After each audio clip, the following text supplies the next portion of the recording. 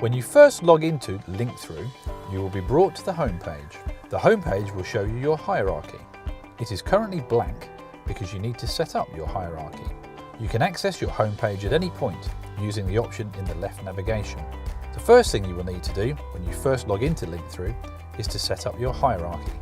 You can do this by clicking Add Icon and Create Building.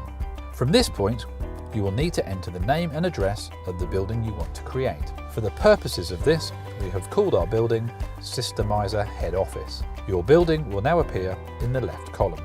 Now we can begin to create floors in our building. We do this by clicking on the Add icon again and Create Folder.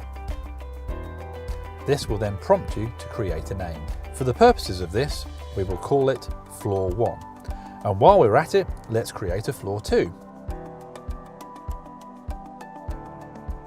You might have several buildings on your site with several floors, so this process can be repeated as many times as required. Once you have created your floors, we can now add onto each floor a room.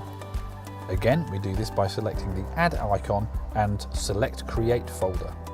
You will then be prompted to add a name. We will call this Ladies' Toilets.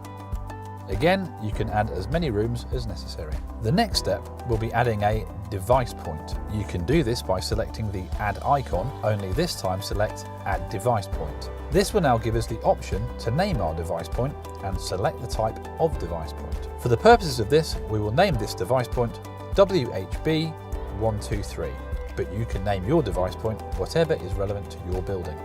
On the second column, next to Type, there is the option of a drop-down menu. This will present a range of options. You will need to choose the option that is relevant to the device you have and the location you will install it in. For the purpose of this, we will keep it as Wash Hand Basin and select Save.